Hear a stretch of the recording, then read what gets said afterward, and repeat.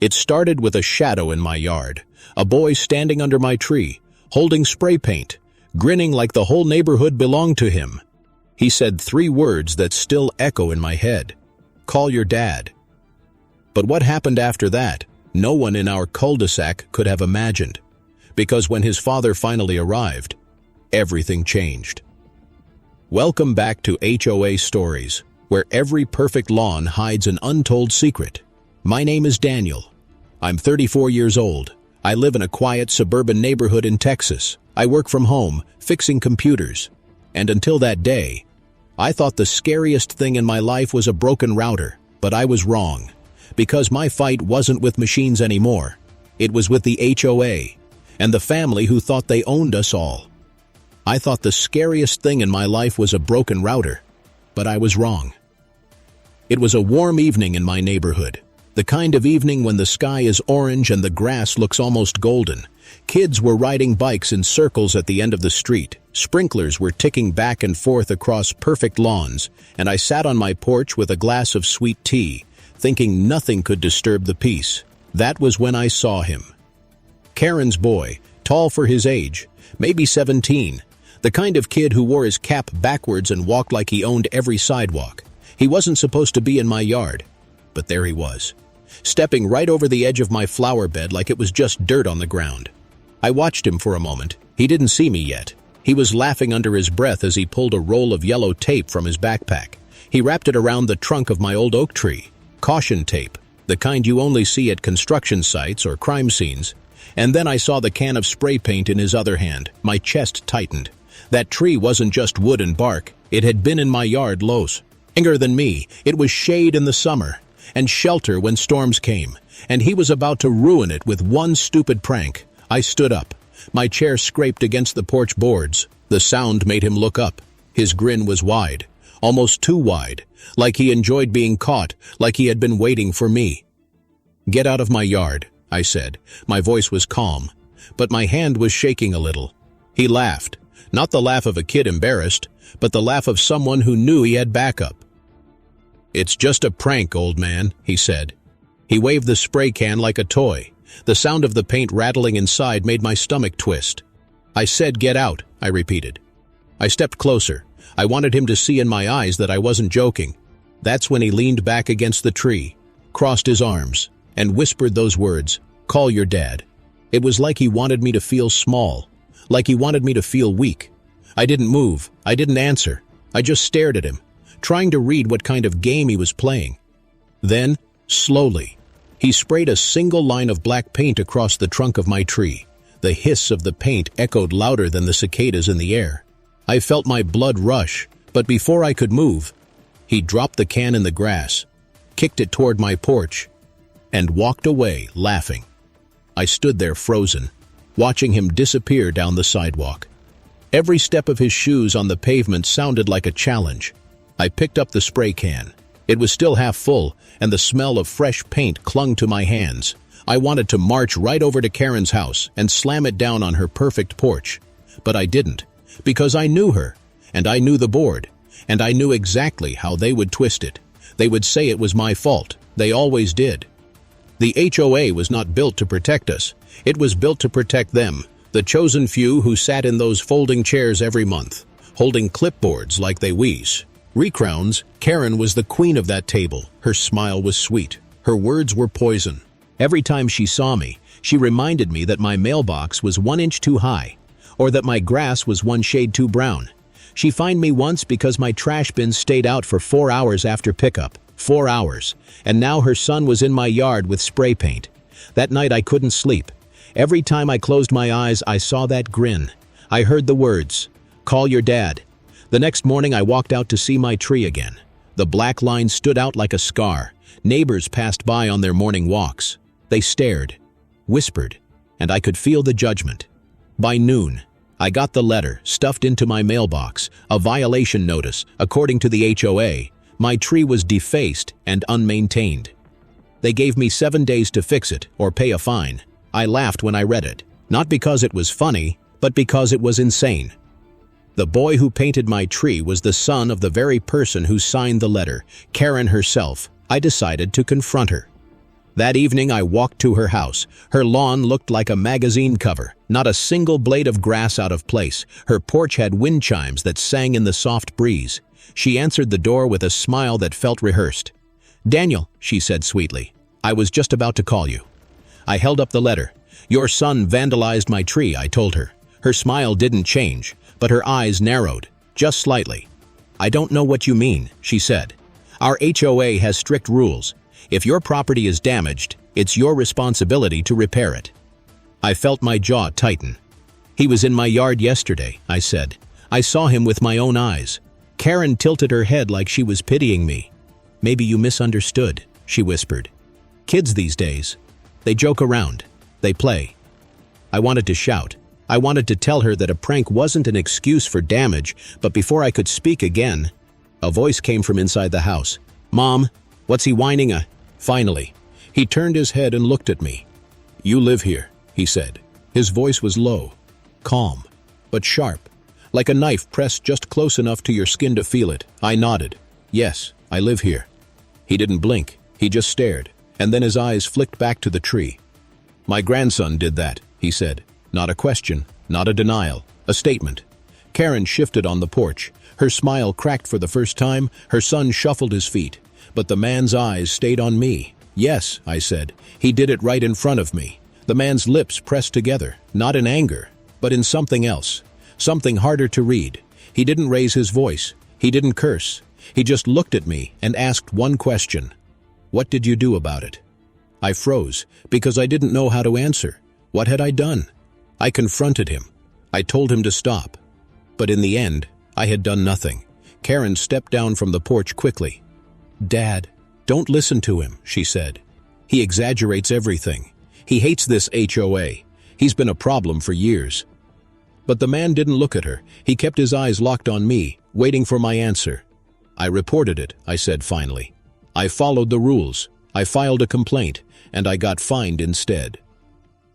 For the first time, his eyes moved away from me. He turned and stared at Karen. She stopped talking. The whole street went silent. It was the first time anyone had ever seen her lose her voice. "Is that true?" he asked her. His tone didn't change, still calm, still quiet, but heavy like thunder about to break. Karen opened her mouth, then closed it. Her son shifted uncomfortably beside her, and for the first time, that grin began to fade. The man turned back to me. He nodded once, then without another word, he walked past me, up to my porch. He bent down, picked up the spray can that was still lying on the step. He turned it in his hand, looked at the black paint on the nozzle, then tossed it into the trash bin with a hollow clang. "Not again," he said. His words were simple, final. And then he walked back to his SUV. The door closed, the engine started, and just like that, he was gone. But the silence he left behind was louder than his presence. Karen's face was pale. Her son's grin was gone completely. The neighbors whispered, and for once, the whispers weren't about me. That night, my house felt different. The cicadas were quieter. The air was thicker. And every time I closed my eyes, I saw his stare. That cold, steady stare that cut through lies like glass. I thought it was over. I thought his warning would be enough. But I was wrong, because the next morning, there was another letter in my mailbox. This one wasn't printed on HOA paper. It wasn't official. It was handwritten, in thick black marker. It said, "Stop making trouble, or the fines get worse." There was no signature, but I didn't need one. I knew exactly who wrote it. I walked to the HOA office that afternoon. It was nothing fancy, just a rented room inside the community center, a folding table, a flag in the corner, and binders stacked against the wall. Karen was already there. Her son was outside, leaning on his bike, watching me with narrowed eyes. She didn't smile this time. Her face was sharp, her eyes locked on me like a hawk. "Daniel," she said, "you should be careful." I dropped the letter on the table. Her eyes flicked to it, and for the first time, she looked nervous. "I know this is from you," I said. "I don't have proof, not yet, but I will." Her lips curved into a thin smile. "You think the board believes you? You think anyone here will take your side?" I leaned closer. "Your father already did." That hit her. Her eyes widened just slightly. She sat back in her chair. and for the first time since I'd known her, she looked afraid. I walked out without an other word. Her son sneered at me as I passed, but his confidence wasn't the same anymore. His shoulders weren't as high. His smirk wasn't as strong. That evening, the SUV came back. This time it didn't park at Karen's house. It parked in front of mine. The man stepped out again. This time he didn't look at my tree. He didn't look at the paint. He looked straight at me. "Walk with me," he said. We walked down the street together. Neighbors peeked through their blinds. Some even stepped out onto porches to watch, but no one dared interrupt. "I don't like trouble," he said. "I don't like weakness either." I stayed quiet, because what could I say to a man like that? He stopped at the corner of the street. He looked out at the rows of houses, perfect lawns, perfect fences, perfect lies. "This place is sick," he said finally. "Too many rules, not enough respect." I stared at him, unsure what he meant. "My grandson is stupid," he continued. "He thinks he can hide behind his mother, but I don't play that game." He turned and looked at me. "Next time he comes near your yard, you don't call the board, you call me."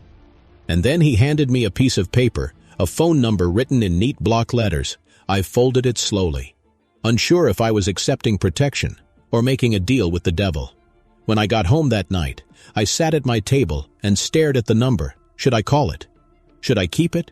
Or should I burn it before it burned me? The street outside was quiet, but in my gut, I knew this wasn't the end. This was only the beginning. Because in neighborhoods like mine, the grass may look green, but underneath, the soil is rotten. I sat at my kitchen table. The paper with his number felt heavier than it should. One phone number, 10 little digits, but they carried the weight of a choice. Do I trust him, or do I burn it? I didn't sleep that night. I kept hearing his voice in my head. "Don't call the board. Call me." It wasn't just advice, it was a command. By morning, I thought maybe things would calm down. Maybe the boy learned his lesson. Maybe Karen would finally back off. But I was wrong, because when I stepped outside, my yard was covered in toilet paper, dozens of rolls tossed into my trees, streamers hanging from branches like ghostly ribbons. My lawn looked like a circus, and spray painted across my driveway in giant black letters were 2 words, "Loser HOA." I froze at the sight. Neighbors came out with their coffee mugs, pretending to be casual, but really just enjoying the show. Some of them even laughed under their breath. And there, at the end of the street, stood Karen's son, arms crossed, hat backwards, smirk glued to his face. I walked down the driveway, my fists tight at my sides, and I shouted, "This ends now." But he didn't flinch. He didn't run. He just called back loud enough for everyone to hear, "Call your dad?" The neighbors chuckled. Someone even clapped, and I felt my face burn red. That's when I made the choice. I pulled the paper from my pocket, and I dialed the number. The phone only rang once. "Yes," a deep voice said. It wasn't a question. It wasn't a greeting. It was a presence. "This is Daniel," I said quietly. "There's another problem." There was silence, then just one word. "We're outside my house," I answered. "It's your grandson again." The line went dead. I stood there with the phone still to my ear, unsure if he was coming or if I had just made a mistake. 10 minutes later, the SUV appeared. Neighbors shifted, dogs barked, and Karen's smile returned on her porch. But when the man stepped out, she didn't smile anymore. He walked straight past her, straight past the neighbors, straight up to me. He didn't look at the mess. He didn't look at the spray paint. He looked at me. "You called," he said. "Yes," I whispered. Then, without another word, he turned and marched toward his grandson. The boy's smirk faltered. He tried to back away, but the man's hand shot out like lightning. He grabbed him by the collar of his varsity jacket and pulled him close. The whole street went silent. "You think this is a game?" the man growled. "You think your mother can protect you from me?" The boy's face turned pale. He tried to laugh it off, but his voice cracked. "I was just joking." The man cut him off. "Not again." He let him go, but the boy stumbled back, almost falling over his own bike. And then, for the first time, he ran. The SUV door slammed shut behind him. The man turned back to me, and in that cold, calm voice he said, "Clean this up, then forget it." He climbed back into the SUV and drove away.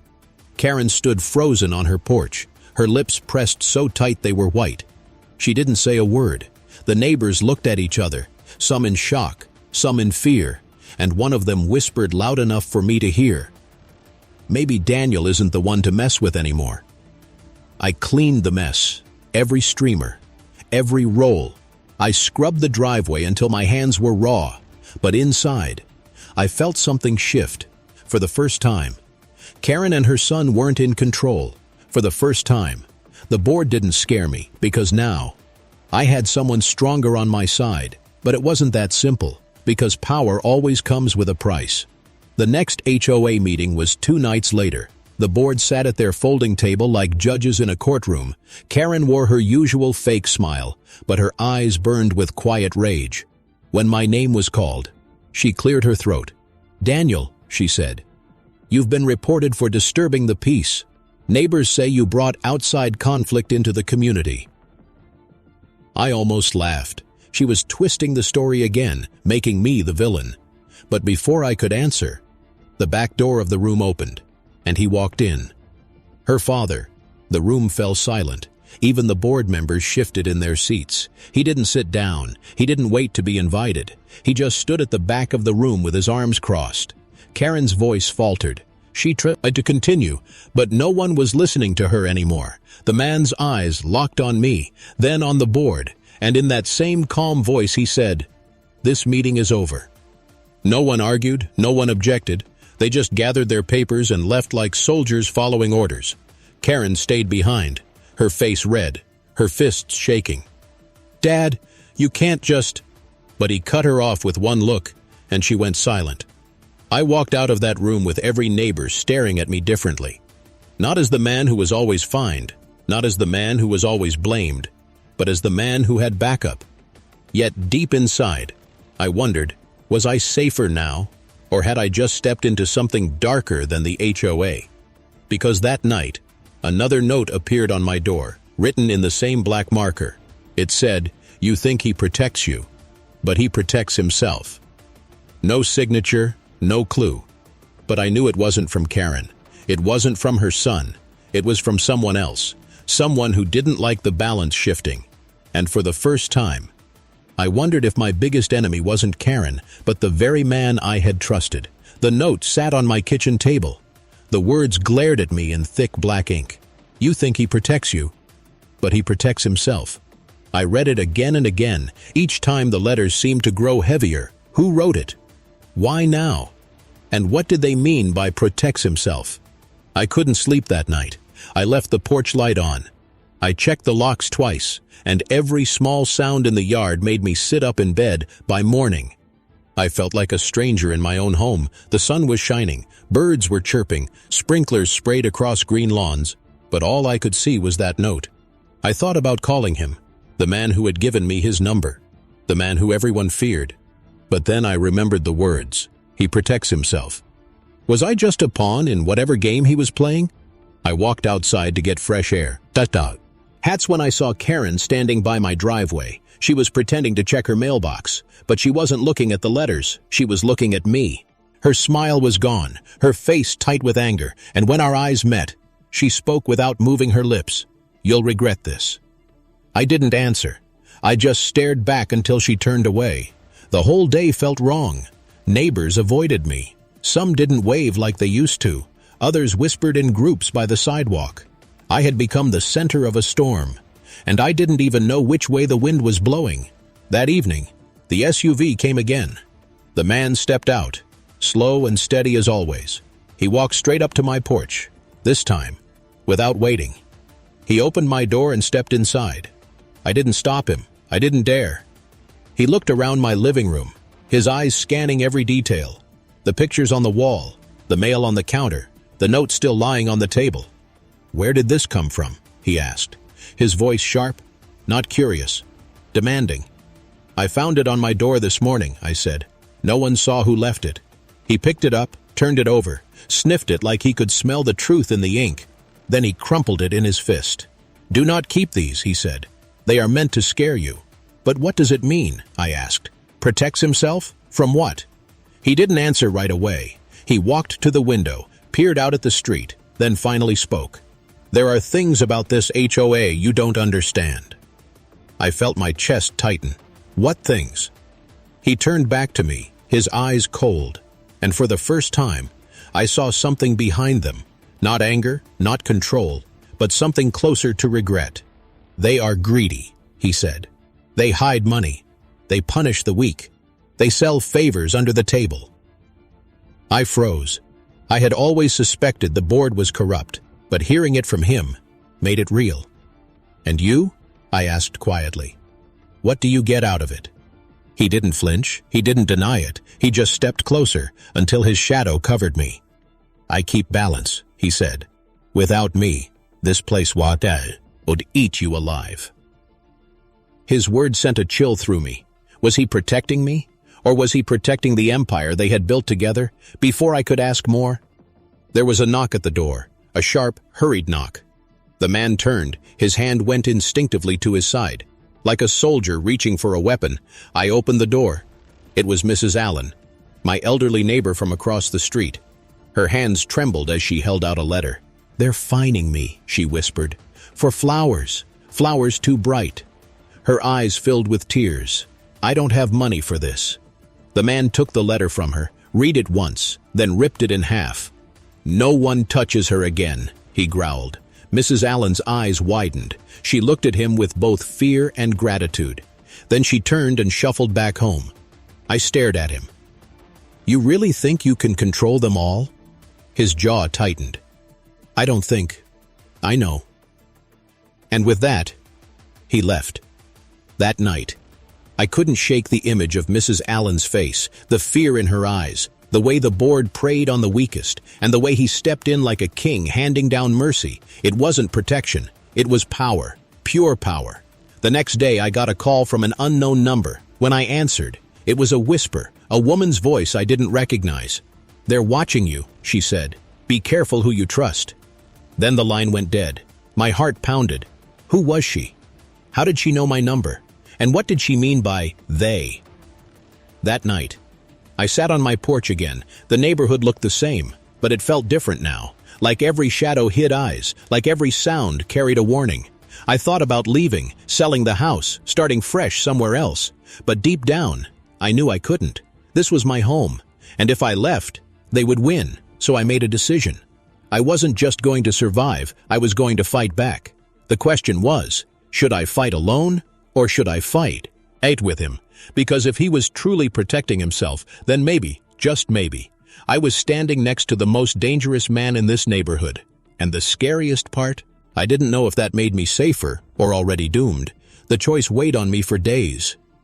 Do I stand alone, or do I stand with him? The number he gave me sat folded in my pocket like a secret I didn't want but couldn't throw away. Every time I touched it, I felt the power behind it. Every time I ignored it, I felt the danger.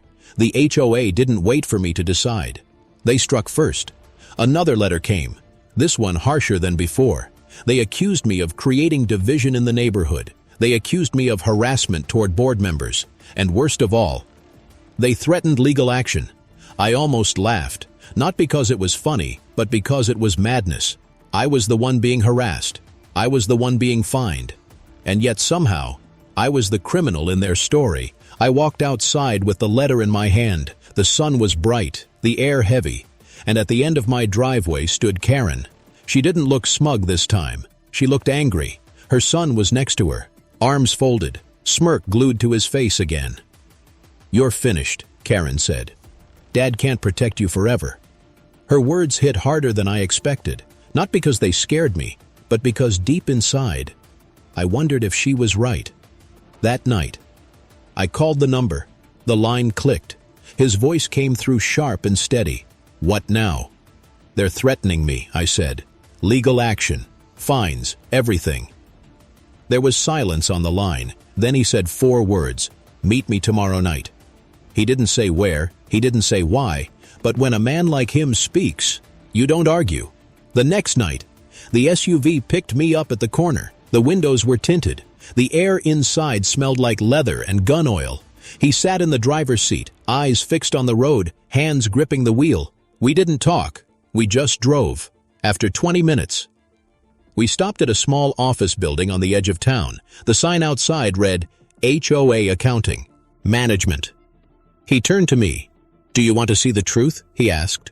I nodded. Even though my throat was dry, even though my hands shook, we walked inside. The building was empty.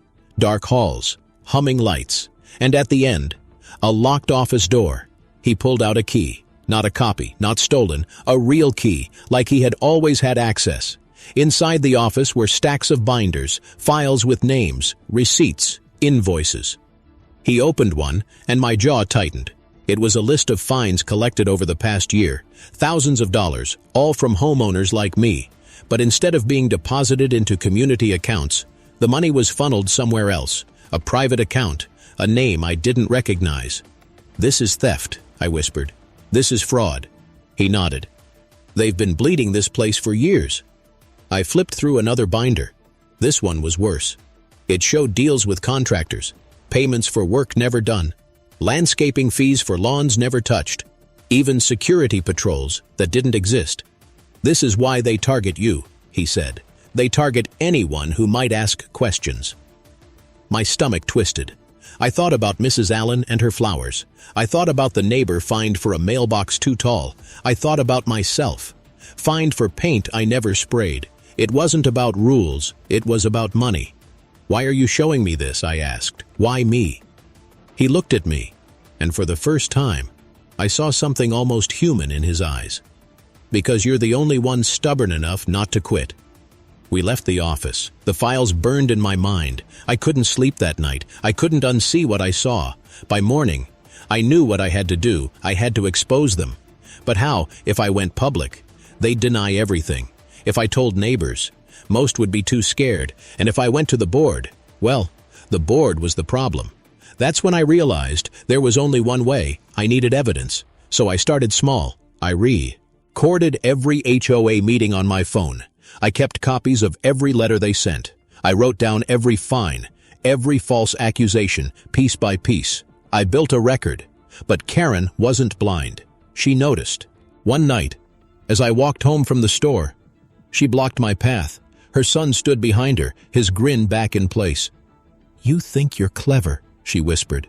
"You think you can fight us, but you're just one man." She leaned closer. "Even my father can't save you from what's coming." Her words sent a chill down my spine, not because of what she said, but because of how sure she sounded. That night, another note appeared on my door. This one was different, typed, not handwritten. It said, "Stop digging, or you'll regret it." No signature, no clue, just a warning. I showed it to him the next day. He read it once, then ripped it in half. "They're scared," he said. "That means you're close." But close to what? And how much danger was I really in? A week later, I got my answer. It was late at night. I was sitting in my living room, the house quiet, the street outside darker than usual. Then, a rock smashed through my window, glass shattered. I jumped to my feet, and outside, I heard laughter. I ran to the porch. Karen's son was sprinting down the street, his friends with him, their voices echoing through the night. My heart pounded. This wasn't just pranks anymore. This was violence. I pulled out my phone for the first time. I didn't dial the police. I dialed the number. Within minutes, the SUV arrived. The man stepped out, his eyes locked on the broken glass, then on me. "This ends tonight," he said. The next morning, the neighborhood woke to something they had never seen before. Karen's son was gone, not moved, not hidden, gone. His car gone, his bike gone. Even his friends stopped coming around. Karen herself didn't show up at the next board meeting. For the first time in years, her seat sat empty. The board tried to continue, but everyone knew something had shifted. And when they tried to find me again, the man walked into the room and said only 2 words. "No more, the rude." Fell silent. The meeting ended early, and I walked out with a strange feeling in my chest. Relief and fear, because while I was safe now, I couldn't ignore the question gnawing at me. What did he do to make them disappear? And how long before his protection came with a price I couldn't afford? For a few days, the street was quiet. Too quiet. No notes on my door. No toilet paper in my trees. No spray paint on my fence. The silence felt like peace. But it was not peace. It was the silence before a storm. Neighbors started acting strange. Some avoided my eyes. Some whispered when I passed. Others asked careful questions. "Have you seen Karen? Do you know where her son went?" I shrugged. I pretended I didn't know. But deep inside, I wondered too, because even though I wanted them gone, the way they disappeared didn't feel right.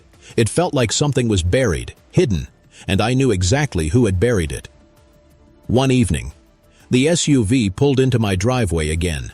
The man stepped out, calm as always, but his eyes carried something new, a heaviness, a shadow. "You've been quiet," he said. "Good."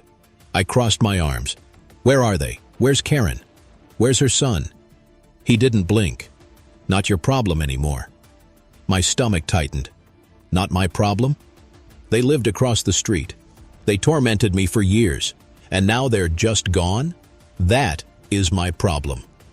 His jaw flexed. He looked past me, at the tree with the black scar of paint still faintly visible. Then he looked back. "Some people need to disappear," he said softly. "For the good of the neighborhood." The words chilled me, because they didn't sound like a threat. They sounded like a truth he had lived by for a long time. The next HOA meeting came. Karen's chair sat empty again. The board looked nervous. Papers shuffled, eyes darted toward the back of the room, waiting for him to appear. But this time, he didn't come. I raised my hand. "I'd like to ask where the money is going." The room froze. The board members shifted uncomfortably. One of them cleared his throat. "The funds are allocated appropriately." I pulled out my notes, my records. I read off the numbers, the names of accounts, the fake landscaping invoices. The room grew hotter. Faces turned pale. One woman grabbed her purse and walked out. I thought maybe, just maybe, I was winning. But then one of the older men at the table leaned forward, his voice low, dangerous. "You think you're brave, but you don't understand who you're crossing." The meeting ended abruptly. No answers. No justice. But as I walked home, I knew one thing for certain. They were scared of me now. That night, I heard a noise outside my window, a crunch of gravel. A shadow moved across my yard. I grabbed my phone, opened the curtain, and froze. Karen, her face pale, her hair messy, her eyes wild with fear. She held a finger to her lips, begging me not to make a sound. I opened the door. She rushed inside. Her hand shook as she clutched a folder against her chest. "They're after me," she whispered. "Not just you, me too." I stared at her, confused, angry, but mostly suspicious. "You expect me to believe you?" I asked. "You fined me for trash cans. You let your son destroy my yard, and now you come here for help?" Tears filled her eyes. "This isn't about trash cans. This isn't about lawns. It's bigger. It's money. It's control. And my father is at the center of it." Her voice cracked. "He doesn't protect the neighborhood. He owns it. Every dollar. Every rule. Every fear." She shoved the folder into my hands. "Proof," she said. "Bank statements. Contracts. Things that even you haven't seen." I opened it. Pages and pages of documents. Numbers that didn't add up. Signatures that didn't match. It was everything I needed. Everything that could bring the board down. But before I could speak, headlights swept across the living room wall, the sound of an engine outside, the SUV. Karen froze, her face drained of color. "He can't find me." "Here," she whispered. "He'll kill me." I shoved her toward the back door. "Go, now." She slipped into the night, the folder clutched to her chest. Moments later, he knocked on my front door. It wasn't a gentle knock. It was the kind that rattled the frame. A command, not a request. I opened it slowly. He stood there, tall, shadowed against the headlights. "Have you seen her?" he asked, his voice calm. Too calm. I swallowed, my mouth dry. "No." He studied me, his eyes searching for cracks in my words. The silence stretched. Long, unbearable. Finally, he nodded. "If she comes here, you call me." Then he turned, walked back to the SUV, and disappeared into the night. I closed the door, my heart still racing. Karen's words echoed in my head. My father owns this neighborhood. For years, I thought Karen was the monster. I thought her son was the threat. But now, I saw the truth. They were only shadows. He was the hand controlling them all, and the worst part, I had let him in. I had trusted him. I had called him for help. Now I had to decide, do I expose him with the folder of secrets Karen left me, or do I protect myself and stay silent? Because one thing was certain, if I moved against him, I would be next the next day. I walked to the community center, the folder hidden under my arm. The board members looked up as I entered, their faces pale, their eyes tired. I dropped the folder on the table. "Here's your king," I said. "Here's the truth you've been hiding behind." Pages spilled across the table. Signatures, contracts, bank statements. One woman gasped. Another man swore under his breath. But before anyone could speak, the door opened, and he walked in. The room froze. Everyone sat stiff in their chairs, the air thick enough to choke. His eyes fell on the folder, then on me. And in that moment, I knew this was no longer just about lawns or mailboxes. This was war. That night, I sat on my porch staring at the stars. The neighborhood was quiet, but my mind was not. I thought about Karen, hiding somewhere in fear. I thought about her son, gone without a trace. And I thought about the man, the soldier, the king of this neighborhood. Was I brave enough to fight him, or was I already too deep to escape? He stood in the doorway of the meeting room, tall, calm, his shadow filling the space. Everyone went silent. Even the air seemed to stop moving.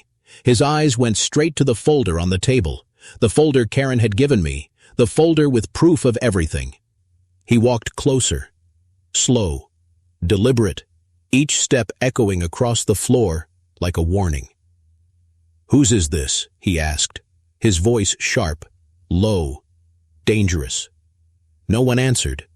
The board members looked at each other, hands trembling, papers rustling. And then, his eyes landed on me. I felt the weight of his stare, like he could see through my skin, like he could hear my heartbeat. I stood up. "It's mine," I said. "I know the truth now." The room froze harder than ice. The board gasped. One man whispered a prayer under his breath. His jaw tightened, his lips pressed into a thin line, and for the first time, I saw anger in his eyes. "You don't know what you're doing," he said. "You don't know what this means." I pointed at the folder. "It means theft. It means fraud. It means you've been using us like pawns in your game." He stepped closer, now only a foot away. His shadow swallowed me whole. "This neighborhood survives because of me," he said. "Without me, the board eats you alive. The contractors bleed you dry. The city takes over and tears this place apart." I shook my head. "No. Without you, we finally get to live." That night, the war began. The folder spread through the neighborhood. Copies slid under doors. Photos shared online. Neighbors whispered louder than ever before.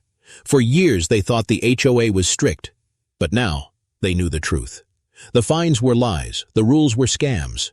The money was stolen.